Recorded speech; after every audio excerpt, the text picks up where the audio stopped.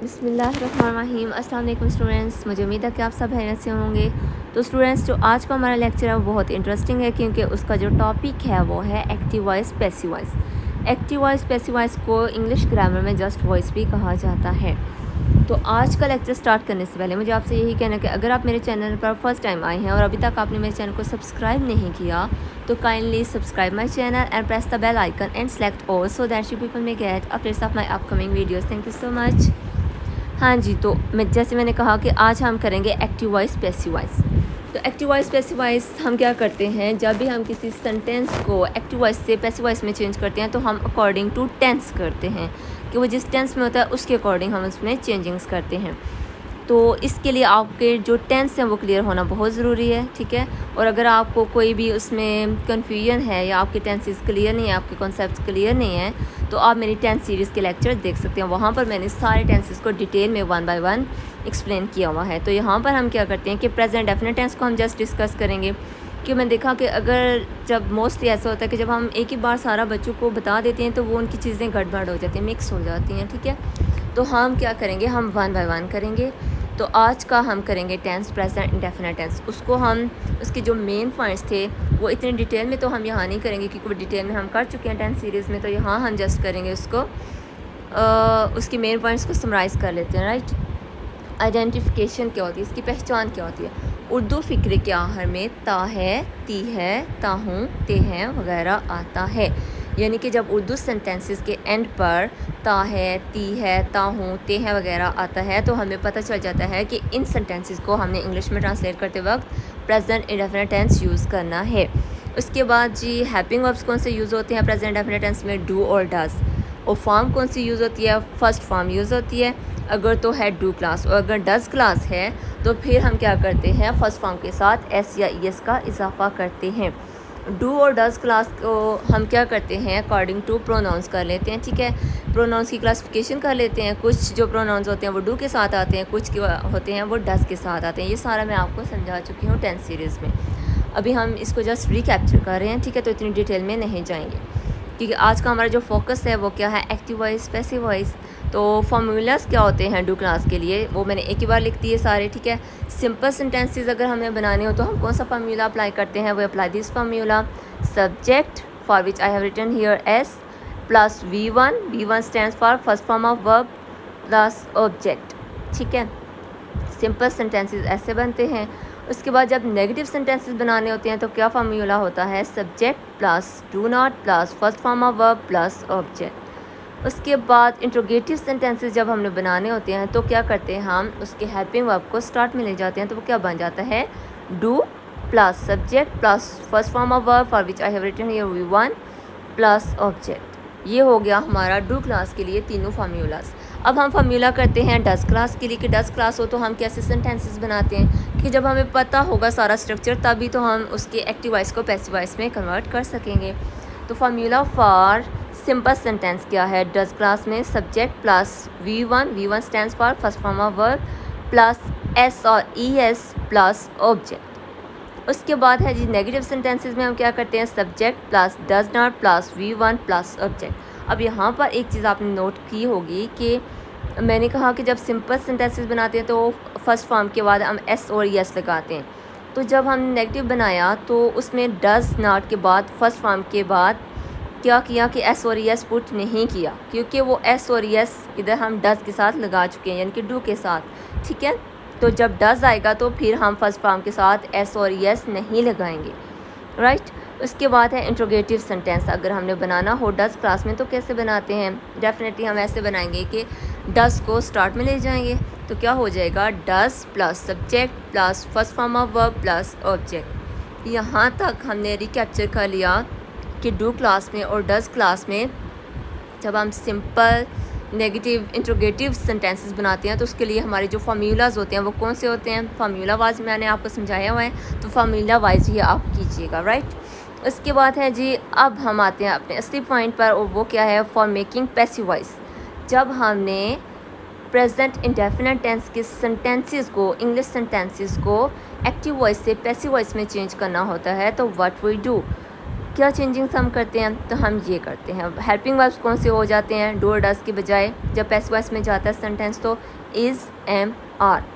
Do और does किस में चेंज हो जाएगा, इज़, एम, आर में, ठीक है, अकॉर्डिंग टू प्रोनाउन। उसके बाद third form of verb use होती है, थर्ड फॉर्म के फ़ौरन बाद हम लगाते हैं बाय। और सबसे मेन जो पहली चेंजिंग करते हैं वो क्या करते हैं कि object takes the place of subject. कोई भी टेंस हो उसमें जब एक्टिव वॉइस से पैसिव वॉइस में सेंटेंसेस हम कन्वर्ट करते हैं तो जो उसका ऑब्जेक्ट होता है, ठीक है, वो क्या करता है, वो सब्जेक्ट की प्लेस पे आ जाता है, यानी कि वो सब्जेक्ट की जगह पे चला जाता है और सब्जेक्ट एंड पे चला जाता है। राइट, क्लियर हो गया। अब यहाँ तक हम इनको करते हैं समराइज़ और फिर हम करते हैं इसकी प्रैक्टिस, ठीक है। सबसे पहले आपने एक चीज़ याद रखनी है कि जब हम एक्टिव वॉइस से पैसिव वॉइस की तरफ जाते हैं तो जो सब्जेक्ट होता है वो एंड पर चला जाता है और जो ऑब्जेक्ट होता है वो स्टार्ट में आ जाता है। ये होगी एक बात। उसके बाद हेल्पिंग वर्ब्स हर टेंस के अकॉर्डिंग चेंज होंगे। तो जब प्रेजेंट डेफिनेट टेंस में हम पैसिव वॉइस बनाते हैं तो जो उसके हेल्पिंग वर्ब्स यानी कि डू और डज होते हैं वो किस में चेंज हो जाते हैं, इज़, एम या फिर और में, अकॉर्डिंग टू प्रोनाउन, ठीक है। अगर तो प्रोनाउन है आई, ठीक है, वी, दे, यू, तो फिर वो एम या आर में चेंज होंगे। अगर ही, शी, इट है तो वो इज़ में चेंज होंगे। राइट, उसके बाद third form of verb use होगी, कोई सा भी टेंस हो जाए थर्ड फॉर्म में यूज़ होगी। उसके फ़ौरन बाद क्या आएगा, बाय।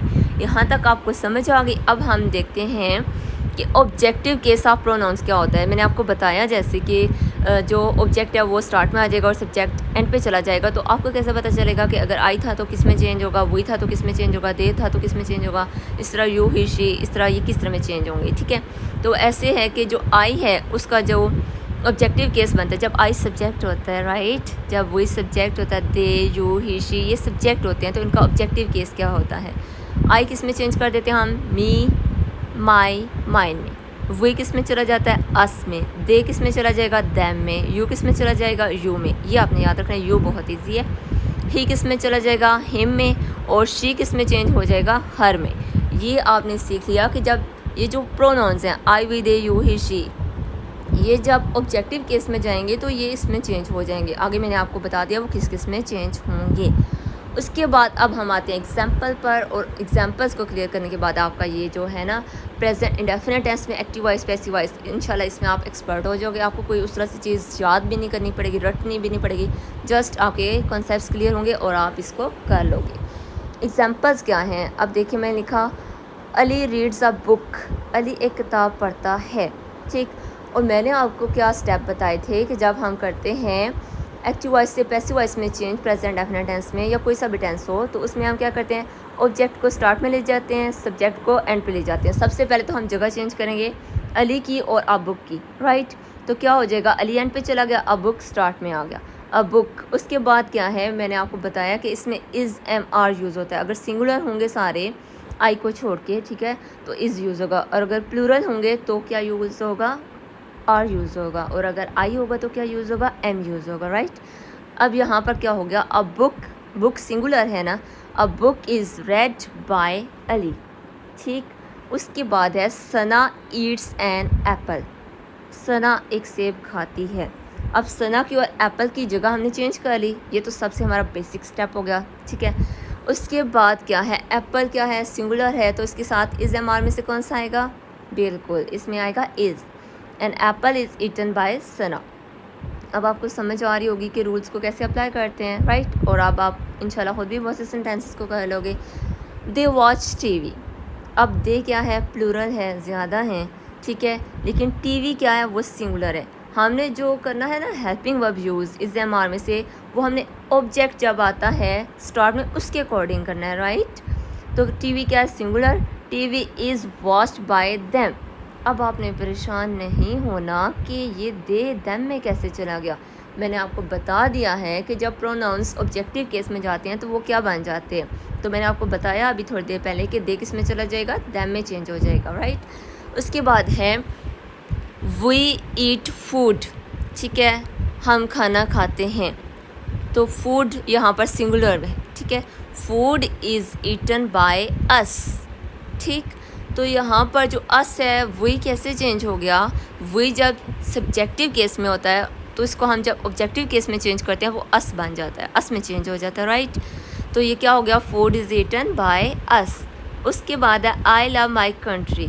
सबसे पहले बेसिक स्टेप, प्राइमरी स्टेप हमारा क्या होता है कि हमने क्या चीज़ करनी होती है, हमने सब्जेक्ट और ऑब्जेक्ट की जगह चेंज करनी होती है। ठीक है, इंटरचेंज करना होता है इनको, यानी कि सब्जेक्ट ऑब्जेक्ट की जगह पे चला जाता है और ऑब्जेक्ट सब्जेक्ट की जगह पे आ जाता है। तो फिर क्या होगा, माई कंट्री आ जाएगा सब्जेक्ट में और आई है जो वो ऑब्जेक्ट में चला जाएगा अपने ऑब्जेक्टिव केस के साथ, राइट। ओके, यहाँ पर माई कंट्री क्या है, सिंगुलर के plural, yes it is singular my country. तो आगे क्या आएगा फिर हमारा, कौन सा आएगा, helping verb is. My country is loved by me. तो यहाँ तक आपने समझ लिया है आज प्रेजेंट इंडेफिनिट टेंस में जब हम एक्टिव वॉइस से पैसिव वॉइस बनाते हैं तो उसके लिए हम क्या चेंजिंग्स करते हैं और उनके जो सब्जेक्टिव केस हैं वो ऑब्जेक्टिव केस में कैसे चेंज हो जाते हैं, ये आपने अच्छी तरह समझ के कॉन्सेप्ट्स क्लियर करके अपने टेंसेस को क्लियर करके फिर आपने आना है एक्टिव वॉइस पैसिव वॉइस की तरफ। तो इंशाल्लाह आपको कोई भी प्रॉब्लम नहीं होगी। अब आपने क्या करना है, जैसे मैंने ये एग्जांपल्स लिखी, आपने इसी तरह जो हमारे प्रोनाउंस हैं या आप नाउन्स के साथ भी कर सकते हैं, नेम ऑफ पर्सन प्लेस और थिंग के साथ भी कर सकते हैं। आपने बहुत सी प्रैक्टिस करनी है ताकि आपके कॉन्सेप्ट मोर क्लियर हो जाएं। प्रैक्टिस का मैं आपको क्यों कहती हूँ, क्योंकि अब आपको भी पता होगा ये बात कि practice makes a man perfect. तो स्टूडेंट्स आपने क्या करना है, बहुत सी प्रैक्टिस करनी है। इंशाल्लाह नेक्स्ट लेक्चर में हम करेंगे प्रेजेंट कंटिन्यूस टेंस को एक्टिव वॉइस से पैसिव वॉइस में कैसे चेंज किया जाता है। तब तक अल्लाह हाफिज़।